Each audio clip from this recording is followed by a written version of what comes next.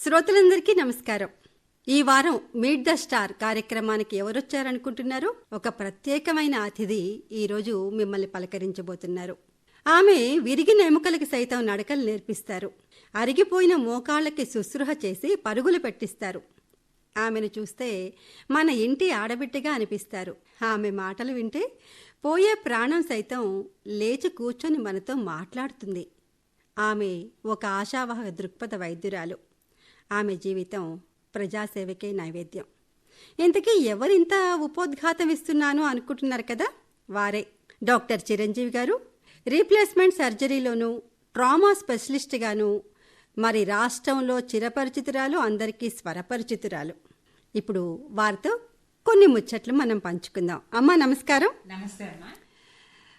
మీరు ఎముకల వైద్యురాలు అని మనం అచ్చమైన తెలుగులో మాట్లాడుతుంటాం, ఎముకల డాక్టర్ అని మన ఊర్లలో వింటూ ఉంటాం. అసలు ఆడవాళ్ళేంటి కఠినమైన ఎముకల డాక్టర్ కావడం ఏంటి అన్నది చాలా మందికి సందేహం కలుగుతూ ఉంటుంది. అసలు ఈ నేపథ్యంలోకి మీరు ఎలా వచ్చారు, ఎప్పుడు వచ్చారు? నేను ఎంబీబీఎస్ గుంటూరులో చేశానమ్మా. నేను ఎనస్థీషియా బ్రాంచ్ చేశాను పెళ్లి కాకముందు. నాకు ఎందుకో ఎనస్థీషియా నచ్చలేదు.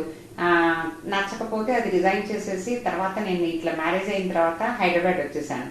హైదరాబాద్ వచ్చిన తర్వాత నేను ఇక్కడ నాన్ లోకల్ అయ్యాను.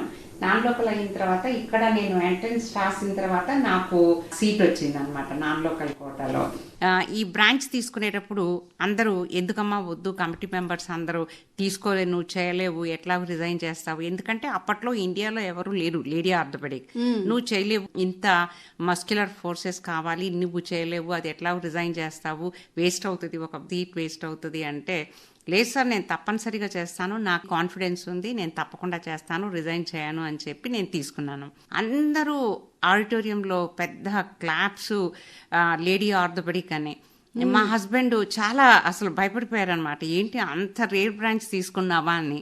రేర్ బ్రాంచే కానీ నేను చేస్తానని. తర్వాత 6 months ఉస్మానియాలో నన్ను she's lady orthopaedic, her name is Chiranjeevi. ప్రతి ఒక్కళ్ళు క్యారిడర్లో కానీ థియేటర్లో కానీ ఎక్కడైనా క్యాజువాలిటీలో కానీ 6 months she's lady orthopaedic and her name is Chiranjeevi, రెండు ఆడ్గా ఉండే వాళ్ళకి. తర్వాత ద వే ఐఎమ్ వర్కింగ్ ఎంత బాగా చేస్తున్నాను అంటే నేను ఒకటే డిసైడ్ చేసుకున్నాను. లేడీనని ప్రొఫెసర్స్ కూడా భయపడ్డారు, ఈ అమ్మాయి లీవ్లు పెట్టేస్తుందేమో, ఈ బ్రాంచ్ తీసుకుంది, అయ్యో మనకి కష్టం అవుతుందేమో అని ఇలా అనుకునేవారనమాట. నేను ఏ ఒక్కరోజు కూడా లీవ్ పెట్టకుండా మార్నింగ్ 6:30కి హాస్పిటల్కి వెళ్ళిపోయేదాన్ని. అంటే నేను 4కి లేచి ఇంట్లో తయారయ్యి నా ఫ్యామిలీని చక్కబెట్టుకొని 6కి బయలుదేరి 6:30కి హాస్పిటల్లో ఉండేదాన్ని అనమాట. ఏ రోజు నాకు ఈ ఫంక్షన్ ఉంది లేకపోతే పిల్లల బర్త్డే అని కానీ ఏ రోజు లీవ్ పెట్టలేదు. అప్పుడు అనేవాళ్ళు అనమాట, ఒక 1 year అయిన తర్వాత, మేము ఎంత భయపడ్డామమ్మా, లేడీ వచ్చింది మనకి పెద్ద హెడేక్ అవుతుంది, ఇంకా అంటే లీవ్లు పెట్టి లైక్ సిన్సియర్గా ఉండకపోవచ్చు అనుకున్నాము, కానీ మేము ఎంత హ్యాపీగా ఉన్నాము, చాలా బాగా చేస్తున్నామమ్మా అనేవాళ్ళు అనమాట. ఆ తర్వాత థియేటర్లో కూడా నేను ఎముకలు రెడ్యూస్ చేస్తుంటే, ఆ ఫ్రాక్చర్ కేసెస్ చేస్తుంటే అందరూ ఎనస్థీషియా వాళ్ళు కూడా అనమాట, ఎలా చేస్తుంది మేడం, ఎలా రెడ్యూస్ చేస్తుంది, ఎలా ఫ్రాక్చర్స్ చేస్తుంది అని చాలా ఆసక్తికరంగా చూసేవాళ్ళు అనమాట. అంటే ఏదైనా మన దృక్పథం బాగుండి మనకి చేయగలము అనే నమ్మకం ఉంటే ఏదైనా చేయొచ్చు. ఇప్పుడు నన్ను చూసి చాలామంది లేడీ ఆర్థోపెడిక్స్ చాలామంది పిల్లలు వస్తుంటారు, వాళ్ళందరినీ ఎంకరేజ్ చేస్తాను. చేయలేనిదంటూ ఏదీ ఉండదు. మనం ఒక హ్యూమన్ బాడీని ట్రీట్ చేస్తున్నాం, అంత మస్క్యులర్ ఫోర్సెస్ ఏమీ అవసరం లేదు. మనకి ఎముకల్ని ట్రీట్ చేస్తున్నాము అంటే ఇది ఇప్పుడు లేటెస్ట్ టెక్నాలజీలో మనకున్న టెక్నిక్స్కి చాలా ఎన్నన్నా చేయొచ్చు, ఏది మీరు వెనకంజు వేయొద్దు, చక్కగా చేసుకోవచ్చు అని నేను అందరినీ ఎంకరేజ్ చేస్తుంటాను. సహజంగా అందరూ లేడీస్ అనగానే అమ్మ ఏ గైనకాలజిస్ట్ అయితే తీసుకుంటారు, మీరు అన్నట్టుగా ఇందాక ఎనస్థీషియా బాగుంటుంది అనుకుంటారు. కానీ మీ నేపథ్యంలోకి వెళితే గనక మరి దాన్ని తీసుకోకుండా మీరు ఎముకలకి స్పెషలైజేషన్కి ఎందుకు వెళ్ళారు? మీ తాతగారు వాళ్ళంతా బ్రిటిష్ హయాంలో పోలీస్ ఇన్స్పెక్టర్ అని నేను మీ లైఫ్ హిస్టరీలో చదువుకున్నాను. ఆ కోర్స్ ఏంటి అసలు మీకు ఈ ఎముకల్ స్పెషలిస్ట్ కావడానికి? ఎందుకో సంభవం కొంచెం గైనిక్ అంటే అంత ఇష్టం ఉండేది కాదు. తర్వాత ఎనస్థీషియా చేశాను, అది నచ్చలేదు. బిహైండ్ ద స్క్రీన్ చేయటం, అప్పుడు టెక్నిక్స్ కూడా చాలా తక్కువ ఉండేవి, డ్రగ్స్ కూడా చాలా తక్కువ ఉండేవి, కాబట్టి అంతగా నచ్చలేదు నాకు ఈ ఎనస్థీషియా బ్రాంచ్. తర్వాత ఎందుకు నాకు ఆర్థోపెడిక్స్ అంటే ముందు నుంచి ఇష్టము, కానీ తర్వాత ఇప్పుడు లేటెస్ట్గా ఎన్నో ఇన్స్ట్రుమెంట్స్ మారినాయి, ఇంప్లాంట్స్ మారినాయి, ఎన్నో బ్రాంచెస్ వచ్చినాయి, ఎక్కడైనా షైన్ అవ్వచ్చు. తర్వాత ఆర్థోపెడిక్ ప్రాబ్లమ్స్ 80% లేడీస్లోనే కామన్. అందుకని నా సక్సెస్ అయ్యానని నేను గొప్పగా చెప్పట్లేదు, ఏదో సమాజానికైతే ఎంతో కొంత నేను ఉపయోగపడ్డాను. ఈ సమాజంలో 80% లేడీస్కి ఆర్థోపెడిక్ ప్రాబ్లమ్స్ ఉంటాయన్నమాట. అది నా మెయిన్ సక్సెస్ స్టెప్కి ఒక కారణం. అంటే గైనకాలజీలో ఆడవాళ్ళు ఎలా ఉంటారో ఈ ఎముకల్ స్పెషలైజేషన్ లో కూడా మనకు ముఖ్యంగా ఆడవాళ్ళకి అన్ని ప్రాబ్లమ్స్ ఉన్నాయి అంటారా? ఆడవాళ్ళకి డీజనరేటివ్ ఆర్థరైటిస్ కానీ, ఈ కోల్డ్ ఆర్థోపెడిక్స్ కానీ, ప్లాంటార్ ఫేషైటిస్ కానీ, టెన్నిస్ ఎల్బో కానీ, ఎడిసివ్ క్యాప్సులైటిస్ కానీ అన్ని ఆడవాళ్ళకి చాలా కామన్. మోకాళ్ళు అరగటం కూడా ఒక 100 మెంబర్స్ కి ఆపరేషన్ చేస్తే దానిలో 70% లేడీస్ ఉంటారు. దానికి ఎన్నో కారణాలు ఉన్నాయి. మరి మీ బాల్య విశేషాల్లోకి వెళ్ళిపోతే మీ చిన్నతనం అంతా ఎలా గడిచింది? మీరు గుంటూరు మెడికల్ కాలేజ్ కంటే బిఫోర్? గుంటూరు మెడికల్ కాలేజ్ కంటే బిఫోర్ ఫస్ట్ నాకు నాన్నగారు లేరు, నేను తాతగారి దగ్గర పెరిగాను. తాతగారికి నేను చాలా ముద్దుల మనవరాలని అనమాట, రెండో మనవరాల్ని. తాతగారికి చదువు అంటే చాలా చాలా చాలా ఇష్టం. మా మదర్ కూడా డాక్టర్, పెథాలజీ చేశారు రంగనాయకమ్మ గారు. తర్వాత అసలు మనవల్ని డాక్టర్ చేయాలి. తర్వాత తనకి నా సీట్ వచ్చినప్పుడు ఇంకా అసలు ఏడ్చేశారనమాట తాతగారు, అంత ఇష్టం మెడిసిన్ అంటే. నా మనవరాలు డాక్టర్. అయ్యో తాతయ్య నేను ఇంకా చేయలేదు, మీరు అందరికీ చెప్పేస్తున్నారు ఏంటి, నేను చేసిన తర్వాత చెబుతారు. కానీ లేదు లేదు, నా మనవరాలు డాక్టరే అవుతుందండి, ఇంకేం చేయదు. నా మనవరాలు డాక్టర్ చిరంజీవి అని చెప్పేవాళ్ళు అందరికీ. తర్వాత సర్జికల్ బ్రాంచ్, నువ్వు ఆపరేషన్లు చేయాలి నాన్న, నువ్వు ఆపరేషన్లు చేయాలి, అమ్మలాగా పెథాలజీలు అలాంటివి వద్దు, నువ్వు ఆపరేషన్లు చేయాలి, అందరికీ సహాయం చేయాలి, బీదవాళ్ళని చూడాలి. తర్వాత నేను మెడిసిన్ చదివేటప్పుడు కూడా తాతగారు, ఇప్పుడు నేను అన్నం తిన్నాను, అది ఎక్కడికి వెళ్ళింది, నా పొట్టలో ఎంతసేపు ఉంటుంది, ఆ పొట్టలో నుంచి ఎక్కడికి వెళ్ళేది, ఫుడ్ వెళ్తుంది, ఇట్లా తాతకి అంత ఇష్టం అనమాట మెడిసిన్ చేయటం అనేది. మీకు నాలెడ్జ్ని పరీక్ష చేస్తూనే తను అవేర్నెస్ తెచ్చుకోవడం. మీ అమ్మగారు రంగనాయకి గారు, తాతగారేమో ఇమ్మానేని రాఘవరావు గారమ్మ. మరి అమ్మమ్మ గారు? అమ్మమ్మ గారు ఇమ్మానేని రంగమణి. మా అమ్మమ్మ పేరే నా కూతురికి పెట్టాను అనమాట, రమణి అని. రంగమణి అని పెడితే మరి అది బాధపడుతుంది అని చెప్పి రమణి అని పెట్టాను అనమాట. మీ మీద మీ అక్కగారి ప్రభావం ఎక్కువ ఉంది అంటారు? అక్క నాకు చాలా హెల్ప్ చేసేది పాపం. నేను చదువుకునేటప్పుడు పాపం నా ఎగ్జామ్స్ అప్పుడు పెళ్ళైనా కూడా వచ్చేసేది, నా దగ్గర ఉండేది, హెల్ప్ చేసేది. అక్క చాలా మంచి ఆర్టిస్ట్, పెయింటర్ అనమాట. తన పేరు జమున, తను హోమ్ సైన్స్ BSc చేసింది. మీరు ఎగ్జామ్ రాస్తున్నప్పుడు మీకంటే ఎక్కువగా ఇంట్లో మీ అమ్మమ్మ గారు ఎక్కువ, చాలా. అమ్మమ్మ నేను కలిసి పడుకునేవాళ్ళం అనమాట. అమ్మమ్మ నా పక్కనే ఉండేవాళ్ళు. నేను చదువుకుంటుంటే అమ్మమ్మ వచ్చి, నేను టిఫిన్ తినేదాన్ని కాదు, ఎక్కడ నేను నీరసపడిపోతాను అని టిఫిన్ నోట్లో పెట్టి నా పక్క నుండి ధైర్యం చెప్పి, అందుకని అమ్మమ్మ చనిపోయినప్పుడు నేను 1 month అసలు కోలుకోలేకపోయాను అనమాట. నన్ను బాగా పెంచింది. నన్ను అమ్మమ్మ తాతయ్య చాలా ముద్దు చేసేవాళ్ళు. మరి చిన్నప్పటి నుంచి మీరు చాలా దూరం నడిచి చదువుకున్నారని విన్నాను. అదేమ్మా, అప్పటి రోజుల్లో అమ్మ షీఈ్ పెథాలజిస్ట్, చాలా సిన్సియర్ డాక్టర్ గుంటూరు మెడికల్ కాలేజీలో. అమ్మది ఒకటే శాలరీ. తర్వాత అది వరకు ఈ కార్పొరేట్ హాస్పిటల్స్ ఇవన్నీ ఏవి ఉండే కాదు. ఊరి నుంచి చుట్టాలు రావటము, తెలిసిన వాళ్ళు రావటము, అమ్మ దగ్గర ఉండటము, ఇక్కడ అమ్మ హాస్పిటల్లో సర్జరీలు చేయించటము. గవర్నమెంట్ హాస్పిటల్లోనే ఎక్కువగా డిపెండ్ అయ్యేవాళ్ళు.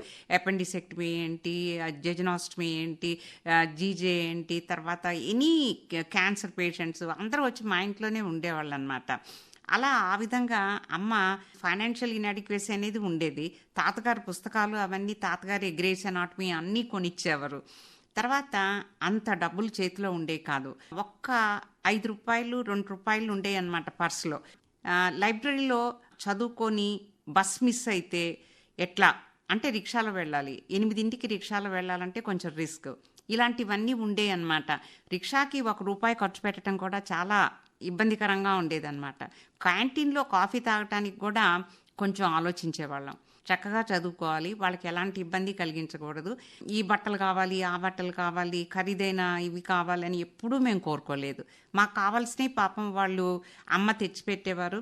తర్వాత తాతగారు చూసుకునేవారు. వాళ్ళని ఎప్పుడూ ఏ విధంగానూ ఇబ్బంది పెట్టలేదు. తర్వాత కాలేజీ బస్ మిస్ అయితే ఇంటి దాకా నడుచుకొని వచ్చేదాన్ని అనమాట, కాలినడకన. కేస్ ప్రజెంటేషన్స్ కూడా హాస్పిటల్లో నేనే ఎక్కువ ప్రజెంట్ చేసేదాన్ని నా బ్యాచ్లో. తర్వాత చుట్టాలు కూడా అందరూ నా మీదే ఎక్కువ డిపెండ్ అయ్యేవారు. నన్ను బుజ్జి బుజ్జి అనేవారు. ఏదైనా కార్డియాలజీ కానీ, మెడిసిన్ కానీ, ఆఫ్థల్మాలజీ కానీ, ఈఎన్టీ కానీ చుట్టాలు రావటము, వాళ్ళకి చూపించటము, నేను కేస్ ప్రజెంటేషన్ చేయటము. ఎందుకంటే అమ్మ నాకు డిపార్ట్మెంట్లో కాలేజ్లో ఉన్నారు కాబట్టి రంగనాయకి డాక్టర్ అనేవారు నన్ను. నేను కొంచెం టాల్గా ఉండేదాన్ని. తర్వాత కేస్ ప్రజెంటేషన్స్లో ఎక్కువగా నేనే చేసేదాన్ని అనమాట, కేస్ ప్రజెంటేషన్స్. అందుకని నేను ఫైనల్ ఎగ్జామ్లో నేను కేస్ ప్రజెంట్ చేస్తుంటే కూడా she singing like a bird అన్నారు ఎక్స్టర్నల్ ఎగ్జామినర్ అనమాట. దాంతో చాలా సంతోషం వేసిందనమాట. మేము ఎక్కువ కేసెస్ ప్రజెంట్ చేయటము, అంటే లైక్ ఆ క్వశ్చన్స్కి ఆన్సర్ ఎలా చేయాలి అనేది, అంటే అన్నీ మాకు వచ్చు కాబట్టి అసలు ధైర్యంగా ప్రజెంట్ చేయటము అలాంటివి జరిగేది.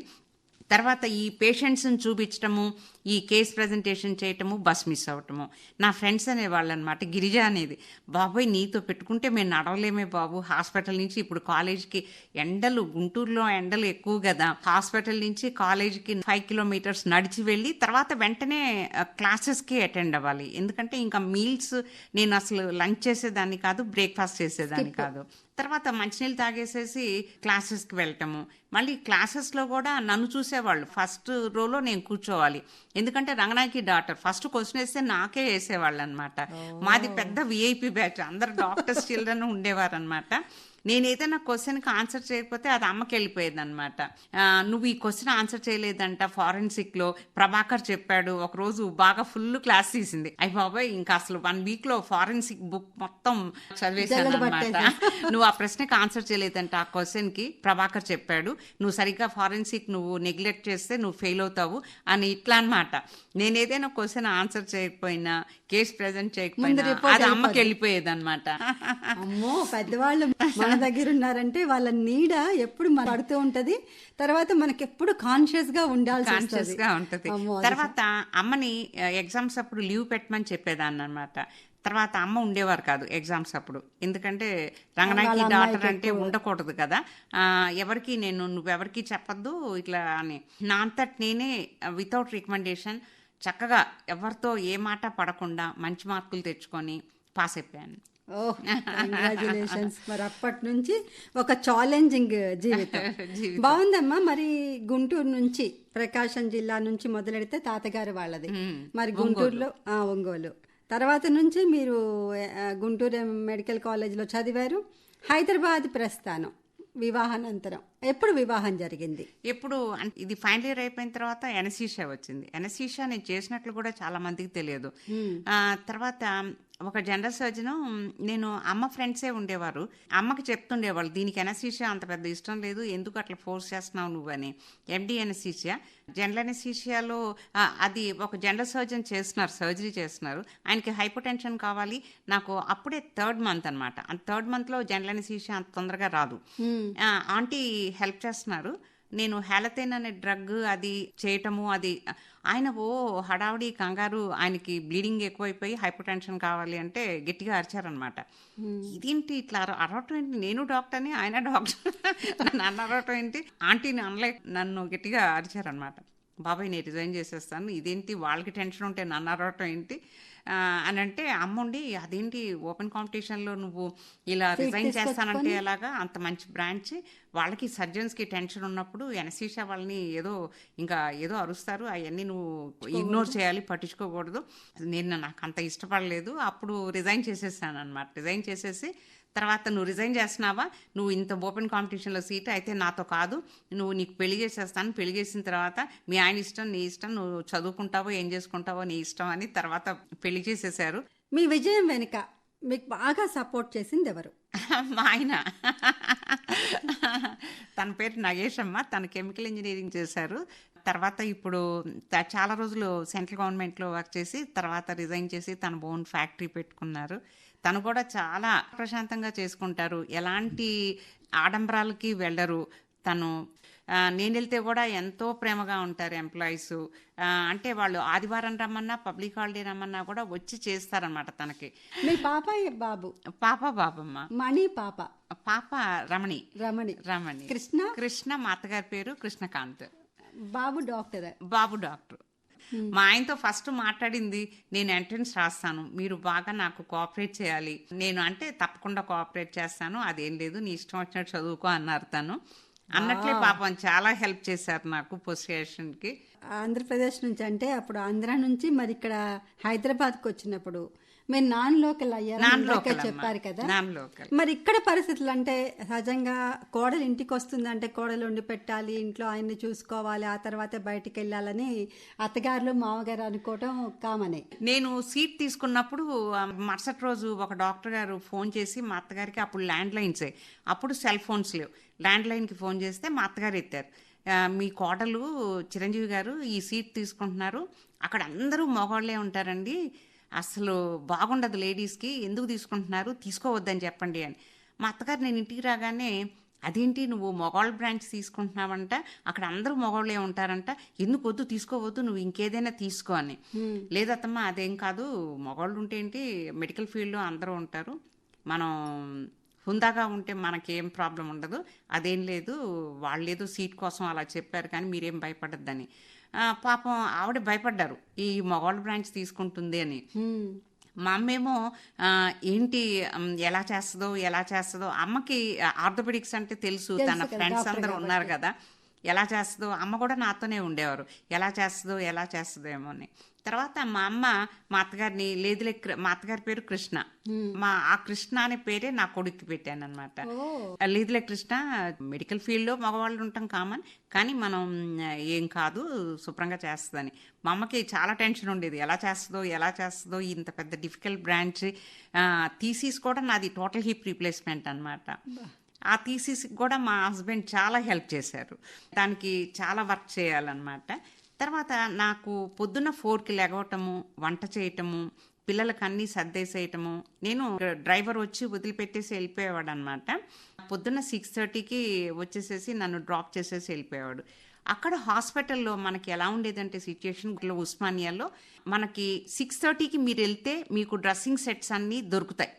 నేను పీజీని నా ప్రొఫెసర్ ఎలా ఎక్స్పెక్ట్ చేస్తారంటే, తను 9కి వచ్చే లోపల డ్రెస్సింగ్స్ అన్నీ చేసేసేయాలి, పేషెంట్స్కి నీట్గా ఉండాలి. విఎస్ రెడ్డి గారు నా ప్రొఫెసర్ అనమాట.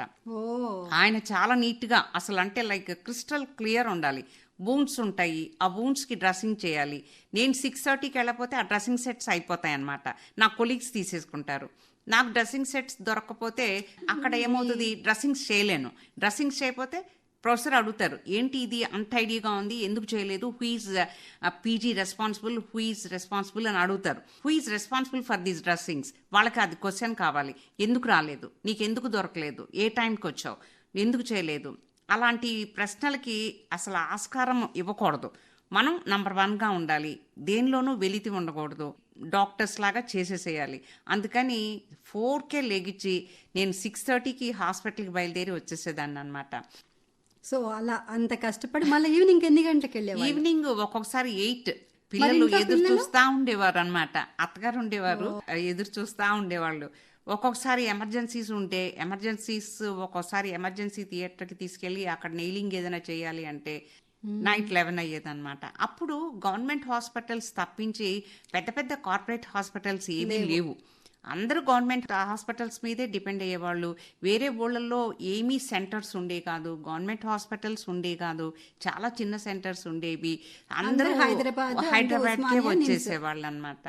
ఎంతో ప్యాథటిక్గా వచ్చేవాళ్ళు అనమాట. నేను మినిస్టర్స్ కానీ ఎవరైనా ఎమ్మెల్యేస్ కానీ వాళ్ళు వస్తే నేను చెప్పేదాన్ని, తిరుపతి టెంపుల్ కంటే ఉస్మానియా అనేది ఇంకా పెద్ద టెంపుల్ సార్, దీనికి హెల్ప్ చేయాలి. తర్వాత పేషెంట్స్ కూడా చాలా బేదరికంగా ఉంటారు, వాళ్ళకి ఒక షెల్టర్ కావాలి, వాళ్ళకి ఫుడ్ మనం సప్లై చేయాలి, ఇలాంటివి చూసుకోవాలి. అప్పుడు నేనున్నప్పుడు ఎంఆర్ఐ కూడా లేదనమాట, సిటీ స్కాన్ కూడా లేదు ఉస్మానియాలో. అలా సిటీ స్కాన్కి ఎంఆర్ఐకి పంపించేటప్పుడు దారిలో పేషెంట్స్ చనిపోయిన పరిస్థితులు కూడా ఉండేవి అనమాట. అదే గవర్నమెంట్ హాస్పిటల్స్ని ఇంప్రూవ్ చేయమని నేను పొలిటికల్ లీడర్స్ని చాలా మందిని రిక్వెస్ట్ చేసేదాన్ని. ఎందుకంటే అప్పుడు అందరూ గవర్నమెంట్ హాస్పిటల్స్ మీదే డిపెండ్ అయ్యేవాళ్ళు. తర్వాత చాలా గవర్నమెంట్ హాస్పిటల్స్లో వర్క్ చేశానమ్మా. తర్వాత ఉస్మానియాలో కూడా నేను చేశాను. ఉస్మానియాలో చేసిన తర్వాత 2006లో నేను రిజైన్ చేసేసి నేను ప్రైవేట్ సెటప్కి వచ్చాను అనమాట. ఓకే. అంతకుముందు మీరేమన్నా ఎడ్యుకేషన్ మెడికల్ స్టూడెంట్స్‌కి ఏమైనా పాఠాలు చెప్పారా? అది ఉస్మానియాలో ఉన్నప్పుడు చేయాలి కదా, టీచింగ్ చేయాలి.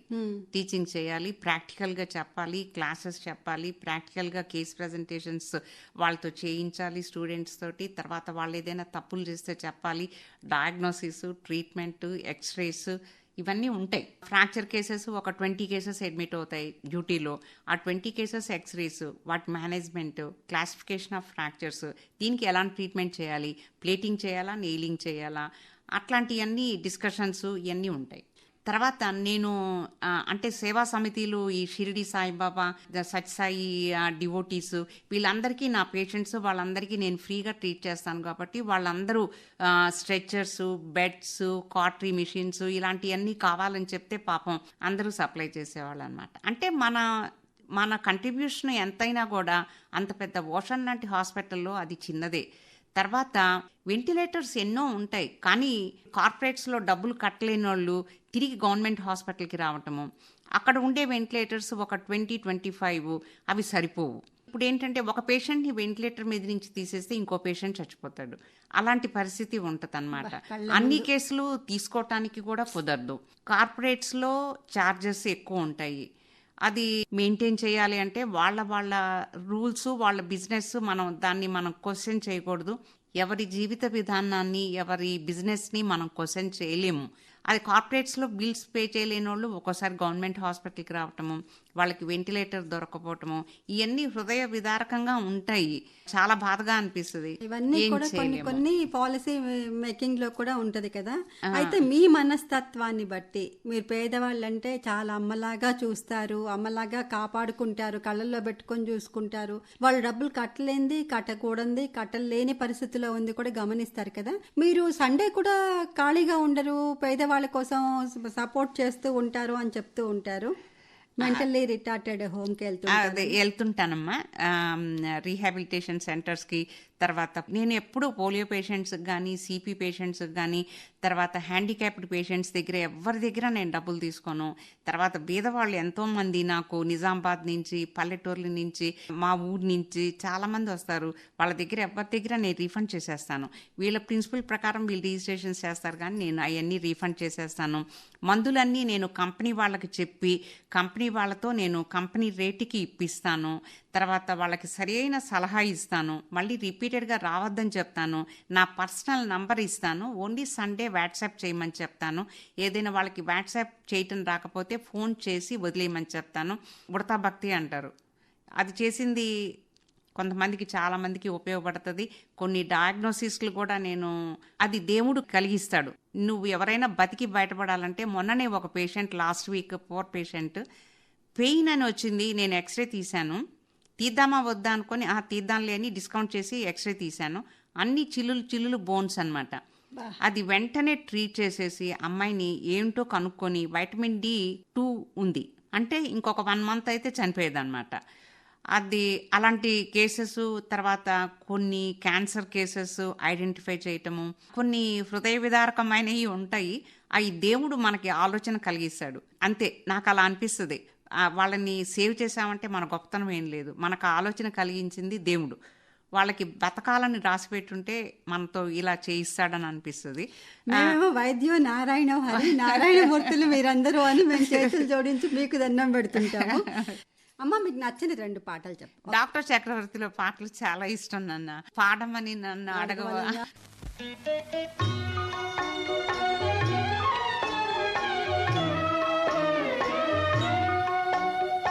పాడమని నన్నడగవలెనా, పరవశించి పాడనా, నేనే పరవశించి పాడనా.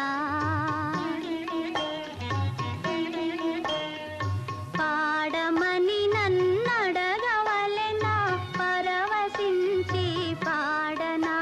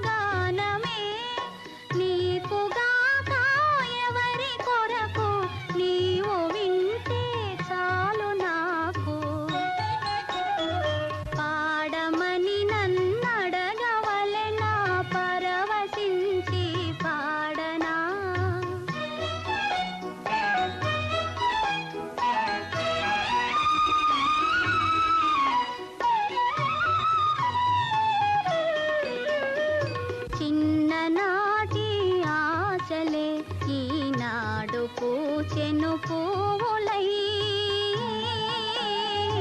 చిన్ననాటి ఆశలే ఈనాడు పూచెను పువ్వులై ఆ పువ్వులన్నీ మాటలై వినిపించు నీకు పాటలై పాడమని నన్నడగవలెనా పరవశించి పాడనా నేనే పరవశించి పాడనా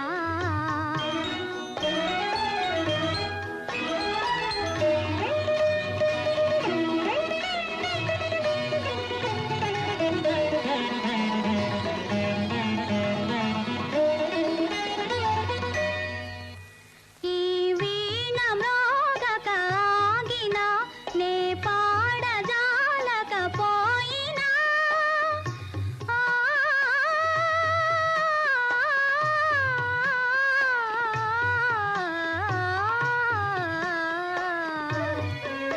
ఈ వీణ మ్రోగక ఆగినా నే పాడజాలకపోయినా నీ మనసులో ఈనాడు నిండిన రాగమటులే ఉండని అనురాగమటులే ఉండని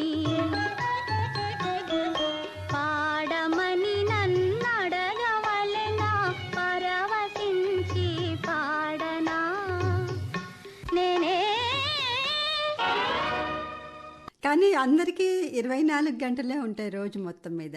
మా చిరంజీవి అమ్మకి మరి 24 గంటలు ఎట్లా సరిపోతున్నాయి మరి ఇన్ని మంచి పనులు చేయడానికి అని వింటున్న అందరు శ్రోతలకి ఒక సందేహం వస్తుంది. సరే, నేను నా అనుభవం కూడా అక్కడ చెప్తాను. నేను కూడా పేషెంట్. ఒకసారి నేను అమ్మ దగ్గరికి వెళ్ళాను, చిరంజీవి అమ్మ దగ్గరికి. తన దగ్గర ఉండే జూనియర్స్ మాట్లాడుకుంటున్నారు. తను ఒక 3 ఇడ్లీ బాక్స్లో పెట్టుకొని 6 గంటలకు వస్తుందంట. ఆ ఇడ్లీలు 2 తింటుందంట. పక్కన తినలేని వాళ్ళకి ఇంకొక ఇడ్లీ కూడా పెడుతుందంట. దాంతో సాయంత్రం 8:30 వరకు 9 గంటల వరకు ఉంటుందంట. అదేమి శక్తో ఏంటో ఎవరికీ అర్థం కాదు. తను అన్నట్టుగా ఒక సూపర్ పవర్ ఏదో పైనుంచి పనిచేస్తూ ఉండాలి. అత్తగారింటికి న్యాయం చేయాలి, మీరు అన్నట్టుగా మీ వృత్తికి ప్రవృత్తికి కూడా న్యాయం చేసుకోవాలి. 2 ఇక్కడ మనం గెలవాలనుకుంటే మన ఇంటి బాధ్యతలన్నీ కూడా మనం వదిలేసుకోవాలి. అక్కడ మనం ఓడిపోతాం. కానీ ఇక్కడ ఓడిపోయామనుకుంటే ఇంట్లో వాళ్ళకు కూడా మన మీద మనకు కూడా ఒక ఏవగింపు కలుగుతుంది, వృత్తి సరిగ్గా నేను చెయ్యలేకపోతున్నానని. ఈ బ్యాలెన్సింగ్ ఇప్పటి పిల్లలకి మాలాంటి వాళ్ళకు కూడా కుదరట్లేదు, అటు ఇటు బ్యాలెన్సింగ్. అది మీరు ఎలా చేసుకోగలిగారు? పాపం పిల్లలు కూడా బాగా సహకరించారండి. నా గొప్పతనం అని అనుకోను, దేవుడిచ్చిన శక్తి. తర్వాత పిల్లలు సెటిల్ అవ్వటం కూడా నాకు దేవుడిచ్చిన వరం. తర్వాత వేరే సినిమాలకి వెళ్ళటం కానీ దేని మీద వ్యామోహం. ఇప్పుడేదో చీరలు కొనుక్కుంటున్నాను కొంచెం టైం దొరికితే, కానీ అప్పుడు ఆ ఫైనాన్షియల్ ఇన్అడిక్వసీస్తో ఆ షాపింగ్ అనేది కూడా అసలు ఏం చేసేదాన్ని కాదు. పిల్లలకు కావాల్సినవి ఏదో కొనేదాన్ని. ఒక వృత్తి, ఇంటి పని, పిల్లలు. నాకంటూ ఇంకా అసలు వేరే వ్యాపకాలు ఏదో పార్టీలకు వెళ్ళటం కానీ హోటల్స్కి వెళ్ళటం కానీ నాకు ఇలాంటివన్నీ చిన్నప్పటి నుంచి కష్టపడి వచ్చాను కాబట్టి తాతగారి దగ్గర, అమ్మగారి దగ్గర, అమ్మ దగ్గర ఉన్నాను. కానీ ఈ గొప్ప లైఫ్, పెద్ద పెద్ద ఆడంబరాలు ఇలాంటివన్నీ లేవు కాబట్టి నా మనసుకి అదేమీ కష్టం అనిపించలేదు. ఇప్పటికీ మా అత్తగారి ఫ్యామిలీలో నేను ఏదైనా పెళ్ళికి వెళ్తే ముందు చిరంజీవి వచ్చిందా లేదా అని అడుగుతారనమాట. చిరంజీవి వచ్చిందంటే చిరంజీవి చుట్టూ ఉంటారు. నువ్వు ఇంపార్టెంటే అందరికీ, నీతో ఫోటోలు కావాలి, నీతో కావాలి అని.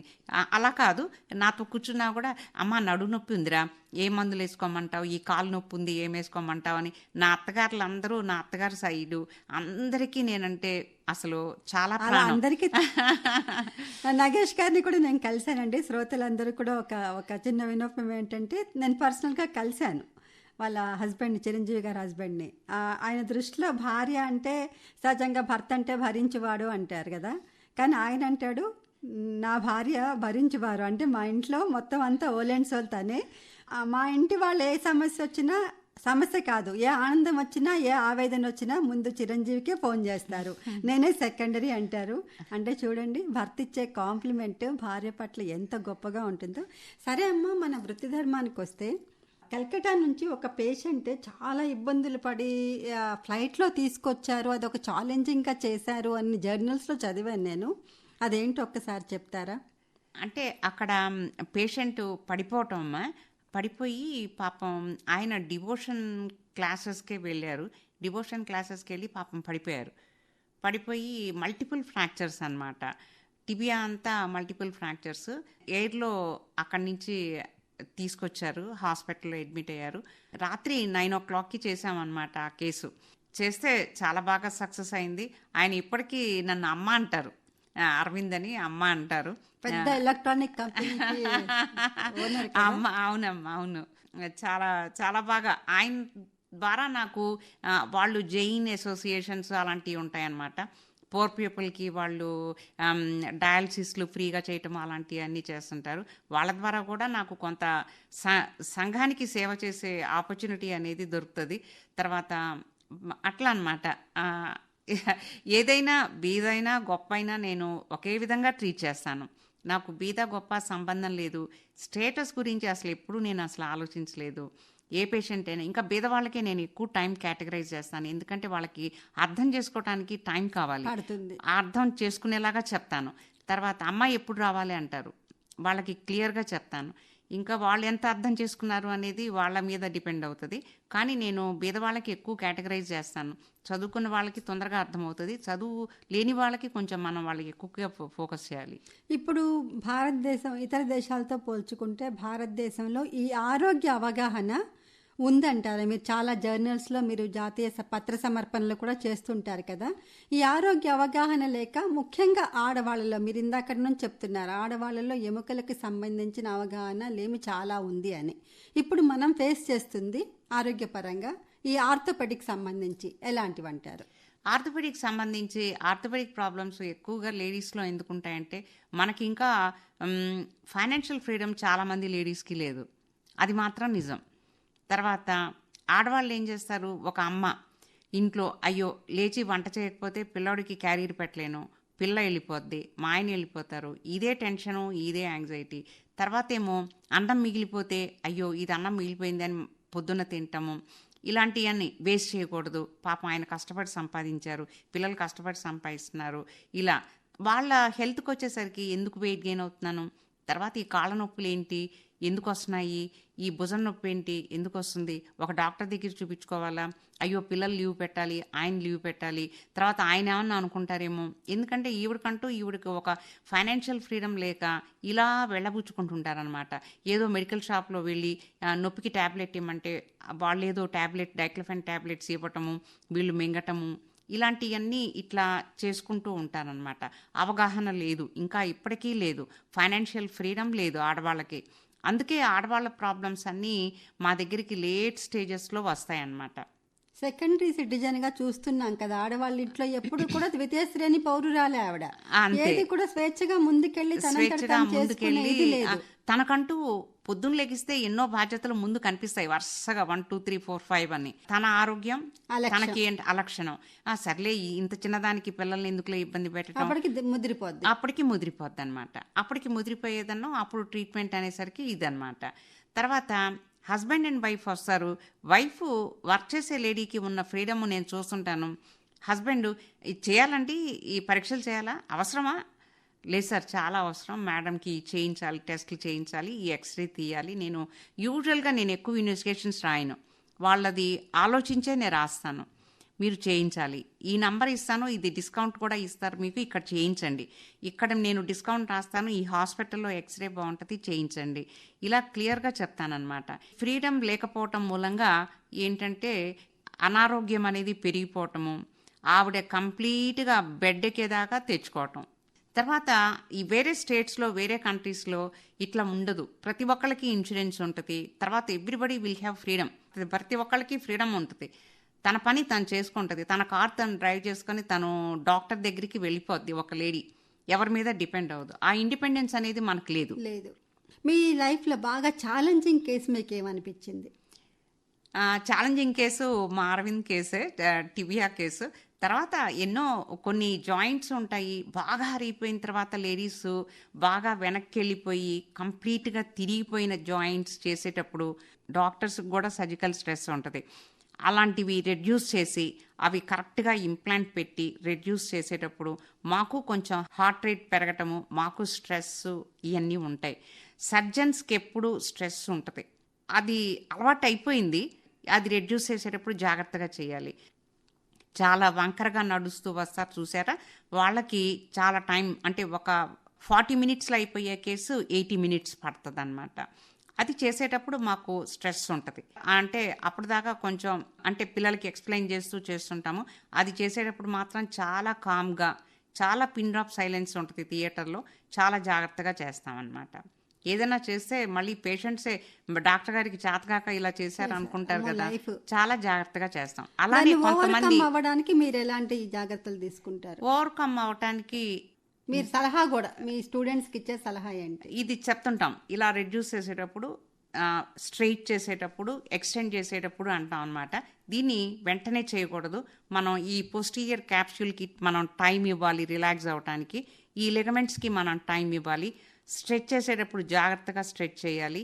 ఇలాంటివన్నీ ఇది ఒకవేళ రాకపోతే ఇక్కడ రిలీజ్ చేయాలి, మీడియల్ సైట్ రిలీజ్ చేయాలి, ఇలా చేయాలి, ఇక్కడ కట్ చేయాలి, ఇక్కడ ఆస్టియోటమీ చేయాలి, ఇక్కడ ఆస్టియోఫైట్స్ తీయాలి. ఇలాంటివన్నీ పిల్లలకి చెప్తూ జాగ్రత్తగా చేస్తామన్నమాట. మానవ జీవితం అంటే సంక్లిష్టత కదమ్మా. ఎక్కడ బ్రెయిన్ ఒక దగ్గర ఉండదు, మనసు ఒక దగ్గర ఉండదు, యావిగేషన్స్ ఎక్కువ వస్తాయి, ఆలోచనలు వస్తాయి.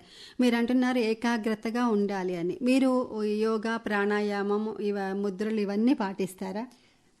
యోగా చేయకపోయినా వాకింగ్ అయితే చేస్తాను. మెడిటేషన్ అనేది నేను కొన్ని మంత్రాలు మెడిటేషన్ చేస్తుంటాను. ఖాళీగా ఉన్నప్పుడు, లిఫ్ట్లో ఉన్నప్పుడు, when I'm walking, when I'm going to the patient, or when I'm doing something, నేను మెడిటేషన్ అనేది చేస్తాను. అదే దేవుడు మనకి మంత్రాలు ఇచ్చాడు, ఫారినర్స్కి యంత్రాలు ఇచ్చాడు. మంత్రాలంటే సాఫ్ట్వేర్, యంత్రాలంటే హార్డ్వేర్ అంటారు. కాబట్టి మీ సాఫ్ట్వేర్ ఏంటంటే మంత్రం, మానవత్వం, ఈ రెండు. అమ్మ, మీకు చాలా సేవ చేశారు, అటు సమాజానికి ఇటు కుటుంబానికి కూడా. మరి మిమ్మల్ని వరిస్తూ కూడా చాలా అవార్డ్స్ కూడా వచ్చాయి. రోషయ్య గారు మిమ్మల్ని ప్రత్యేకంగా సన్మానించడం కూడా జరిగింది. మీకు వచ్చిన అవార్డులు ఒక్కసారి చెప్తారా? అవార్డ్స్ వచ్చినాయి అండి. మేడం గారి దగ్గరికి వెళ్ళండి, మళ్ళీ రమ్మనమని చెప్పరు, మిమ్మల్ని ట్రీట్మెంట్ సరిగ్గా చేస్తారు. అది పేషెంట్ వెళ్ళిపోయేటప్పుడు అమ్మ నరసింహారావు గారు చెప్పారు మీ దగ్గరికి వెళ్ళమని, మళ్ళీ 10 సార్లు రమ్మనమని చెప్పరు. మేడం దగ్గరికి వెళ్తే తగ్గిపోద్ది. మీకేంటో కరెక్ట్గా వినాలి, ఆ ఓపిక ఉండాలి. ఒకటి ఏంటంటే ఇండియన్ పేషెంట్స్లో ప్రాబ్లం ఏంటంటే సహనం ఉండదు. ఆర్థోపెడిక్ ప్రాబ్లమ్స్ ఒక రోజులో తగ్గిపోయాయి కాదు. దానికి ఒక సలహా, ఎక్సర్సైజెస్, తీసుకోవాల్సిన జాగ్రత్తలు, తీసుకోవాల్సిన మందులు, ఇవి చెప్తాం. ఓపికగా వినాలి. అమ్మ ఎప్పుడు రావాలంటే రాక్కర్లేదు సార్, నేను చెప్పింది మీరు సరిగ్గా అర్థం చేసుకుంటే మీకు తగ్గిపోద్ది. ఇది ఇన్నాళ్ళు టైం పడుతుంది. ఈ టైంలో మీరు కంగారు పడిపోయి ఇంకో డాక్టర్ దగ్గరికి వెళ్ళి ఇంకో మందులు రాయించుకొని ఎక్కువ మెడికేషన్ తీసుకోవద్దు, ఇలా చెప్తామన్నమాట. ఆర్థోపెడిక్ పేషెంట్స్కి కావాల్సింది సహనం. డాక్టర్ గారు ఏం చెప్తారు, రెస్టారెంట్లో ఒక 3 గంటలు వెయిట్ చేస్తారు, కానీ డాక్టర్ గారి దగ్గరికి వచ్చేసరికి అసహనం. ఆ అసహనం ఉండకూడదు. డాక్టర్ దగ్గరికి అరుచుకుంటూ వస్తే మీకే నష్టం. కరెక్ట్, అది మీకే నష్టం. చక్కగా వినాలి, ప్రశాంతంగా వినాలి, ఎందుకంటే ఆరోగ్యం చాలా ఇంపార్టెంట్. మరి సమాజానికి మీరిచ్చే సూచన ఏంటి? ఏదైనా యాజ్ ఏ డాక్టర్గా సూచన ఏంటంటే ఆరోగ్యాన్ని మాత్రం నెగ్లెక్ట్ చేయకూడదు. ఆరోగ్యమే మహాభాగ్యం అన్నారు కాబట్టి ఎప్పుడు ఆరోగ్యాన్ని మాత్రం అలక్ష్యం చేయకూడదు. ఏ ప్రాబ్లం వచ్చినా ఇంత పెద్ద హాస్పిటల్కి వెళ్ళాలా, ఈ డాక్టర్ దగ్గరికి వెళ్ళాలా అని నెగ్లెక్ట్ చేయొద్దు. ఇనీషియల్ స్టేజెస్లో ఏదైనా ఈజీగా ఉంటుంది ట్రీట్మెంట్. రోగం ముదిరిపోయిన తర్వాత, బాగా అరిగిపోయిన తర్వాత దానికి ఆన్సరు, మందులు ఉండవు. ఇంకా సర్జరీలే దానికి ఉపయోగపడతాయి అన్నమాట. కాబట్టి ఆరోగ్యంగా ఉండటమే మంచిది. తర్వాత అనారోగ్యం ఏదైనా వచ్చినప్పుడు వెంటనే ఒక డాక్టర్ దగ్గరికి వెళ్ళి ఒక సరైన సలహా తీసుకొని, ఒక ఎక్స్రేనో ఒక ఇన్వెస్టిగేషనో చేయించుకొని సరైన ట్రీట్మెంట్ తీసుకోవటం చాలా ఉత్తమం. అసలు హాస్పిటల్స్లో అవసరం లేని సొసైటీ కావాలంటే మనిషి ఏ విధమైన లైఫ్ స్టైల్స్ కావాలంటారు? జంక్ ఫుడ్ తినకూడదు ఫస్ట్. తర్వాత అనవసరమైన ఇవి కానీ ఏదైనా ఎంటర్టైన్మెంట్స్ కానీ పెట్టుకోకూడదు ఎక్కువ. దాని మీదే డిపెండ్ అవ్వకూడదు. మనిషి ఆరోగ్యంగా వాకింగ్ చేయాలి, హెల్దీగా ఉండాలి, హెల్దీ ఫుడ్ తినాలి. తర్వాత మంచి ఎక్సర్సైజెస్, ఎరోబిక్ ఎక్సర్సైజెస్, వాకింగ్ చేయాలి. సెడెంటరీ లైఫ్ లీడ్ చేయకూడదు. అయ్యో నాకు 65 వచ్చేసినాయి, ఇంకా కోడలు వచ్చారు, ఇంకా నేను పని చేయకూడదు అని ఉండకూడదు. కోడళ్ళు కూడా ఉద్యోగాలు చేస్తుంటారు కదా, కూతుళ్ళు ఉద్యోగాలు చేస్తుంటారు, వాళ్ళకి సహాయం చేయాలి, యాక్టివ్గా ఉండాలి. అది అమ్మాయే చేయాలి, నేను చేయకూడదు, నేను ఎందుకు చేయాలి, నాకు 65 వచ్చినాయి నేను ఇంకా చేయను, ఇట్లాంటివి కాదు. Active involvement in the family, that is very important. అమ్మ, మీకు నచ్చిన 2 పాటలు చెప్పు. నర్తనశాలలో పాటలు కూడా నాకు చాలా ఇష్టం. అమ్మ భవానీ అని సావిత్రి పాట ఉంటుంది కదా, అది కూడా చాలా ఇష్టం.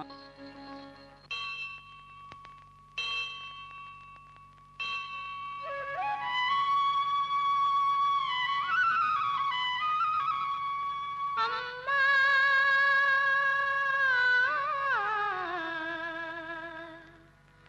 అమ్మా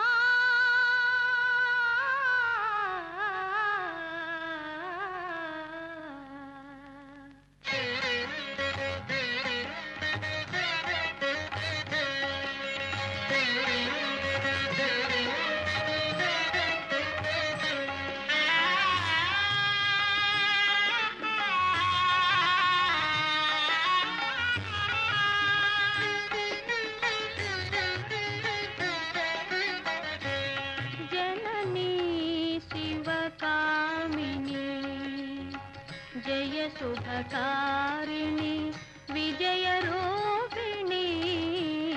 జననీ శివకామిని జయ శుభకారిణి విజయ రూపిణి.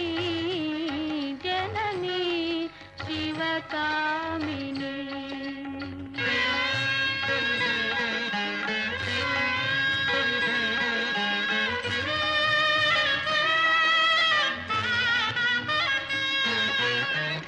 అమ్మవు నీవే అఖిల జగాలకు అమ్మలగన్నా. అమ్మవు నీవే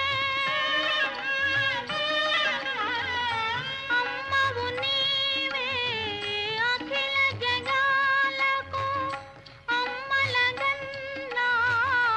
అమ్మవు నీవే నీ చరణములే నమ్మితినమ్మా.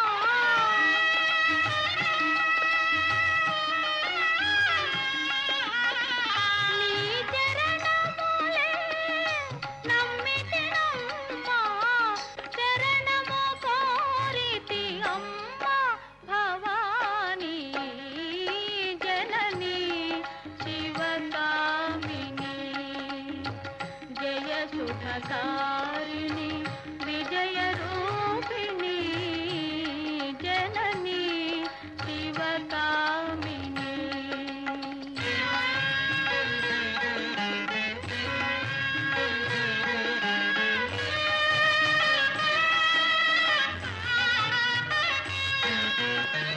నీదరినున్న తొలగు భయాలు, నీ దయలున్న కలుగు జయాలు. నీదరినున్న తొలగు భయాలు, నీ దయలున్న కలుగు జయాలు. నిరతము మాకు నీడగా నిలచి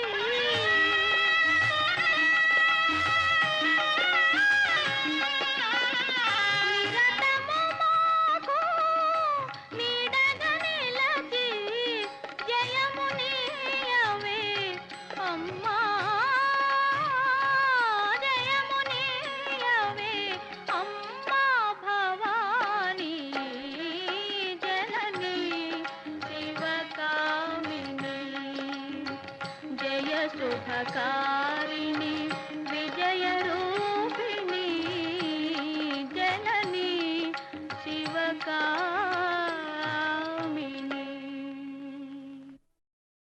అదండి.